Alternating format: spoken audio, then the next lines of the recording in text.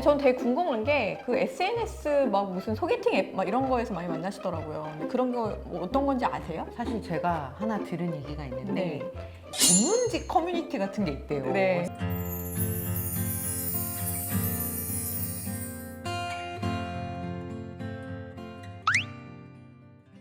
안녕하세요. 법률사무소 봄의 대표 변호사 정현주. 김재희 변호사입니다. 예, 오늘은 저희가 이혼 전문 변호사로서 외도하는 사람들이 주로 어떻게 첫 만남을 많이 가지게 되는가 베스트 3를 한번 골라봤는데요. 그 주제로 한번 대화를 나눠보겠습니다. 장소 1번은 뭘까요?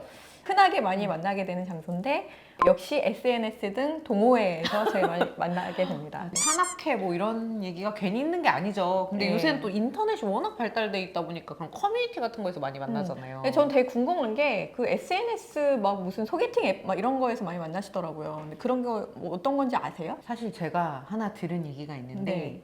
전문직 커뮤니티 같은 게 있대요. 네. 예를 들면 저희 전문직이잖아요. 그 방에 들어가려면 제 변호사 자격증을 보여줘야 된다는 거예요. 네. 그래서 그런 데서 만나서 배우자가 있는 사실을 알고 있는 거예요. 근데 그들의 만남의 목적이 뭐예요?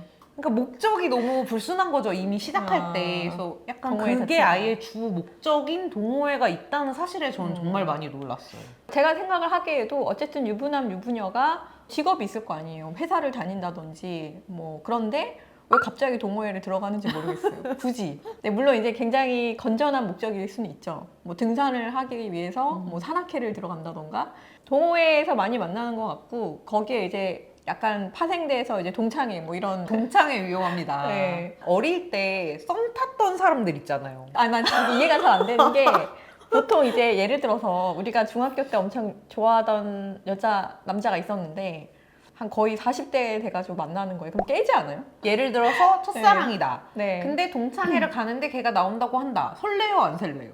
설렜다가 이렇게 갔는데 실물을 보고 엄청 깰 수가 있잖아요. 너무 근데 늙은 거지 서로가 안 낄 서로에게. 수도 있잖아요. 너무 멋있을 수도 있잖아요. 그럴 가능성은 많지 않을 것 그런가요? 같은데. 하지만 제가 사건을 수행하다 보면 그런 경우 너무 많죠. 그렇게 해서 다시 불꽃이 튀고. 뭐 하여튼 뭐 저는 좀 이해가 되지 않지만 일단 동호회가 흔하게 만나는 그런 장소였던 것 같습니다. 두 번째는 이제 역시 부부 동반 모임입니다. 아니 부부 동반해서 모임을 갔는데 거기서 눈이 맞는다는 게 이게 말이 되나. 근데 생각보다 저희가 소송 진행하다 보면 부부 동반 모임이 거의 동호회급으로 많아요. 외도가 되게 많이 발생을 하는데 그 얘기를 좀 들어보면 남편 직장에 뭐 부부 동반, 뭐 아니면 와이프 회사 동료의 뭐 무슨 부부 동반 모임, 뭐 심지어 예전에 알고 지냈던 뭐 친구인데 뭐 우연찮게 애들이 같은 나이여가지고 또 부부 동반 모임을 하고. 그래서 제가 아는 친구들 중에서는 부부 동반 모임이 4커플이에요. 8명이잖아요. 네네. 근데 제가 최근에 들은 바에 의하면 아이들을 전부 다 이렇게 다 각자 그 친정이나 시댁에다 맡겨놓고 그 8명이 콘서트를 보러 갔다는 거예요. 제가 그 말을 전 들었는데 되게 위험하다. 뒤로 몰래 손잡고 이런 일 발생할 수 있습니다. 여러분 위험해요. 이거. 네, 엘리베이터 막 타고 있는데 뒤에서 손잡고 있고 막 이게 실제 저희 의뢰인 네, 사례세요. 맞아요. 네, 진짜로 막장까지 갔던 그런. 끝으로 예. 어느 장소에서 또 많이 만나는지 제일 많이 만난다라고 볼 수 있는데 역시 회사입니다.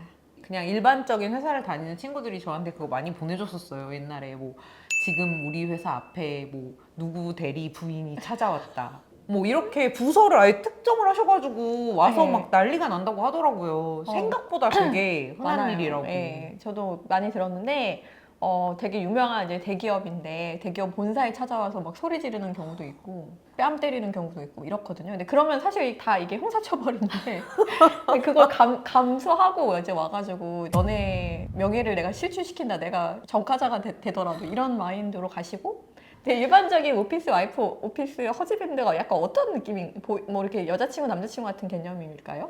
어쨌든 제가 사건에서 보면 업무를 핑계로 너무 자주 연락을 하고 상사 욕을 하며 친해졌다가 항상 욕을 해요. 이렇게 같이 모텔까지 가는 관계로.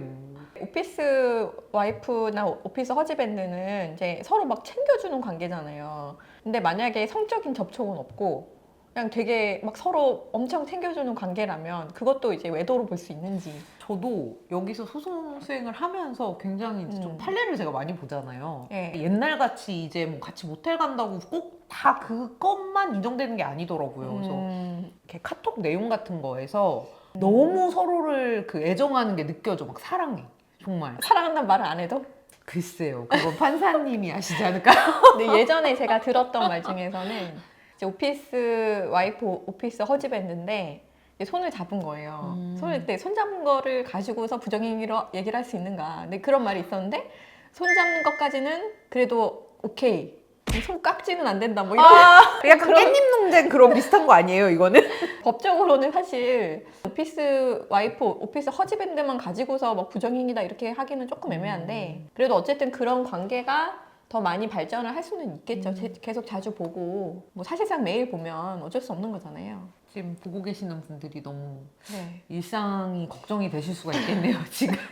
네, 뭐 어쨌든 저희가 소송 진행을 하면서 제일 많이 그 일어나는 그 외도의 첫 만남 장소를 저희가 꼽아봤는데요. 저희 영상이 재밌으셨다면 좋아요, 구독 부탁드려요. 감사합니다.